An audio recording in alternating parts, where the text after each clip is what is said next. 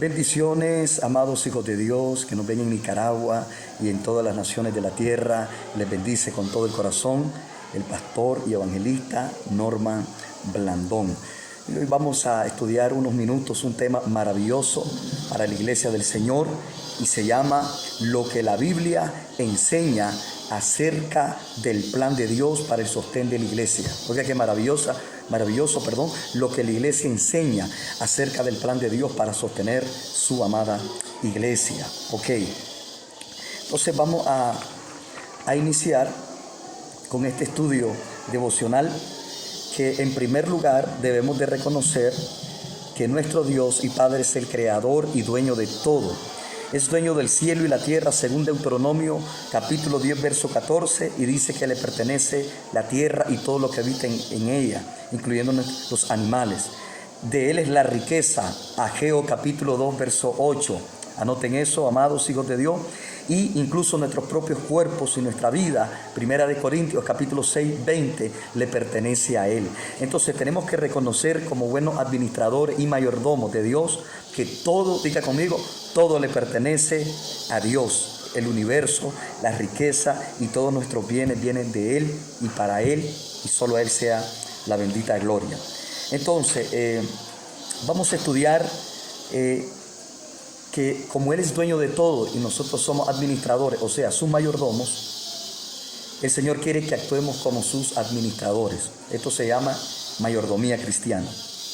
En Mateo capítulo 25, verso 14, podemos ver ahí la parábola de los administradores de los talentos, y dice que nos da la fuerza para acumular riqueza, Deuteronomio capítulo 8, y esto solo es para los hijos de Dios que tenemos las riquezas espirituales, y también nos pertenece todo lo que Dios nos ha dado para administrar, para expandir su obra y compartirlo con los que no tienen la bendición, en este caso los menos privilegiados, los pobres.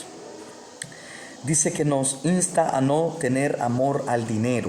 Entonces un hijo de Dios no es pecado, repito iglesia, no es pecado tener dinero, posesiones, riqueza, etcétera, porque Dios nos ha llamado a ser administradores, empresarios de la riqueza de Dios, para saber administrarlas en su evangelio en la tierra.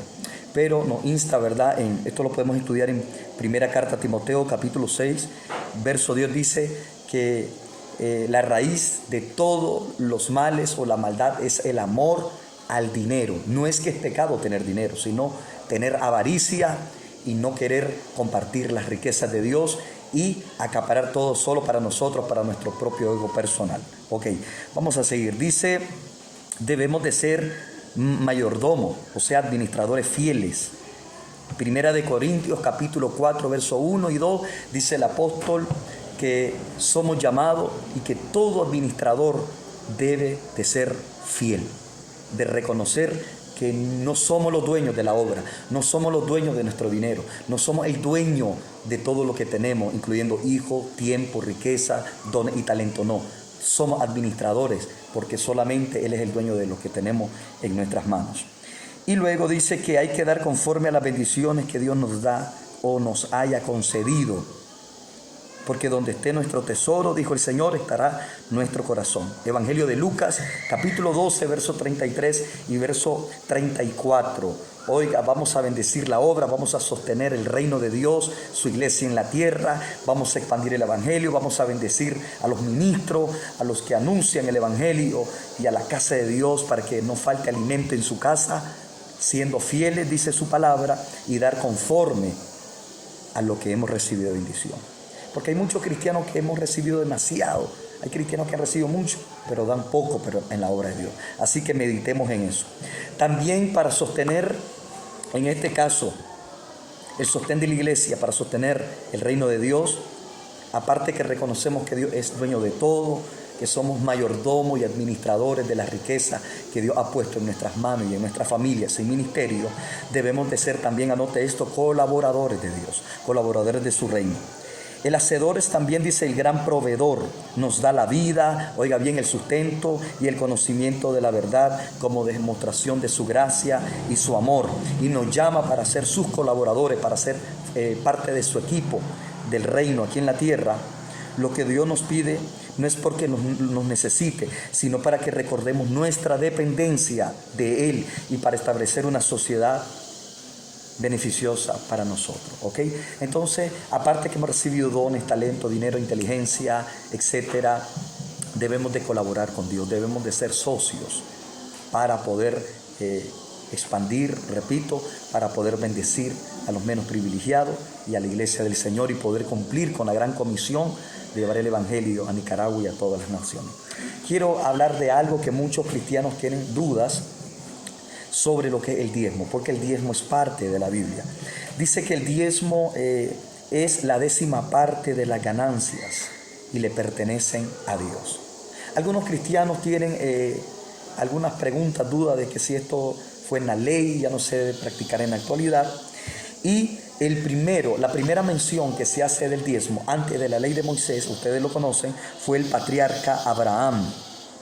Él dio los diezmos a Dios de todo, y esto lo encontramos en el Génesis capítulo 14 verso 20, y también podemos verlo en el Nuevo Testamento en la carta a los Hebreos capítulo 7 del 1 al 7. Entonces, la primera mención de que alguien aparta la 10ª para bendecir a Melquisedec, que es un tipo, una figura de nuestro Señor Jesucristo, el sumo sacerdote, fue Abraham, el padre de la fe. Y esto nos debe de hacer meditar, porque no estaba la ley de Moisés. Y en la Biblia hay un principio hermenéutico que lo saben los estudiosos de la Biblia, que la primera mención de algo y que se comience a estudiar en las Escrituras, eso es la práctica, ¿ok? Entonces, al hacerse la primera mención de los diezmos en el patriarca Abraham, antes de la ley, significa que después vino el cumplimiento en la ley de Moisés y luego está vigente en la actualidad, porque no pertenece a la ley, sino pertenece a la eternidad del sostenimiento de Dios, como Melquisedec, nuestro Señor Jesucristo, el cual es un tipo de nuestro sumo sacerdote y Cristo Jesús. También dice que era práctica habitual en el pueblo hebreo.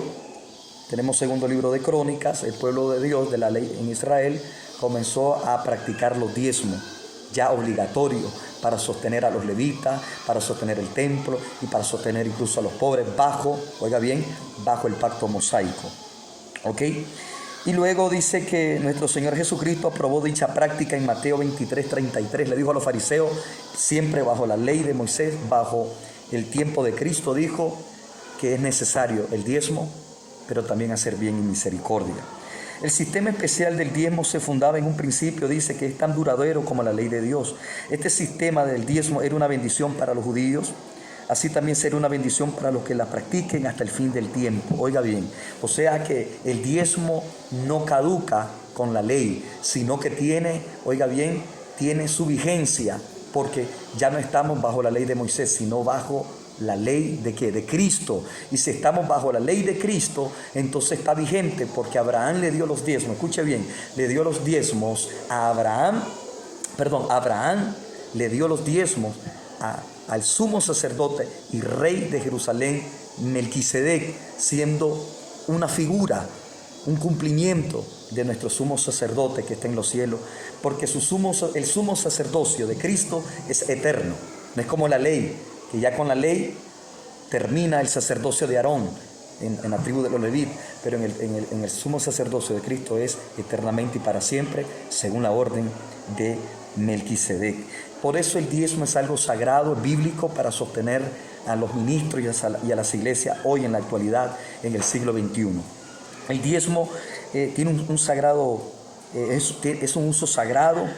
El diezmo siempre fue usado para el sostenimiento del culto y sus ministros. En la ley era en Números capítulo 18, verso 21, y ese que es muy clara la enseñanza bíblica de que los ministros deben ser sostenidos económicamente para poder dedicarse exclusivamente al ejercicio de su ministerio. En este caso hay un nuevo, oiga bien, estamos bajo la ley de Cristo, hay un nuevo sacerdocio, hay un nuevo ministerio del nuevo pacto, donde el Señor constituyó a sus ministros, los apóstoles, profetas, evangelistas, pastores y maestros, misioneros y todos los que se dedican o nos dedicamos enteramente a la obra de Dios. Dice que el diezmo está aprobado para sostener a los ministros y a su iglesia. Esto lo encontramos ya en el Nuevo Testamento, en la primera carta a los Corintios, capítulo 9, verso 13, verso 14, y Lucas, capítulo 10, verso 7. ¿Para qué se usa el diezmo? Otra pregunta. La iglesia usa el diezmo que sus miembros dan generosamente para predicar el evangelio y sostener a los ministros. Oiga bien, de esa manera cada centavo es empleado directamente en la obra de Dios. Se forma así una cadena de salvación. Usted conoció la verdad porque otros fueron fieles a dar su diezmo. Ahora usted colabora para que otros tengan el mismo bendito privilegio. Y aparte de los diezmos también tenemos las ofrendas. ¿Qué son las ofrendas? Dice, el diezmo es lo que devolvemos a Dios porque le pertenece. Pero nuestra dadivosidad o nuestra generosidad se mide por las ofrendas. Oiga bien, las ofrendas. Esto lo denominamos, ¿verdad?, en nuestro estudio bíblico como la parte voluntaria, que no tiene un porcentaje. Es libre, generoso, lo que de acuerdo a lo que Dios nos haya prosperado y a la generosidad y adoración de tu corazón damos las ofrendas. Las ofrendas se ocupan también para expandir el evangelio, para sostener la iglesia, para embellecer la casa de Dios, para darlo a los pobres, para darlo a los misioneros, a los que van al extranjero, para los gastos incluso de la iglesia u otros gastos. Y a veces también damos ofrendas para proyectos especiales. La Biblia, la Santa Biblia dice, nos recomienda ser generosos en dar tanto nuestros diezmos como nuestras ofrendas. Y todo esto tiene maravillosas promesas de Dios de los que estamos dando. Hay promesas, dice, y una de esas promesas es que Dios va a derramar bendiciones hasta que sobreabunde. Él promete cuidarnos en todo momento y nos aseguro que podemos, dice, probarlo, que podemos probar sus promesas si concedemos y damos los diezmos, no por obligación como lo hacían en la ley de Moisés, sino por generosidad y por adoración al único Dios y sumo sacerdote, Jesucristo. Entonces, ¿qué debemos de hacer para sostener la iglesia? Número 1, ser un fiel administrador de los bienes y de las riquezas que Dios ha puesto en nuestras manos.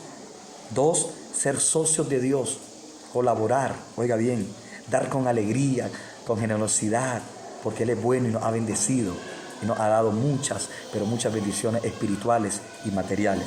Y ser un mayordomo fiel para que cuando Dios nos encuentre nos diga, bien, humilde y querido fiel, entra en el gozo de tu Señor, porque has sido fiel en lo poco, en lo mucho te pondré. Así que los bendigo con todo mi corazón y espero que esta enseñanza sobre cómo sostener la iglesia sea de una gran bendición para todos ustedes. Dios me les bendiga, con todo mi corazón los bendigo. El pastor y evangelista Norman Blandón. Amén y amén.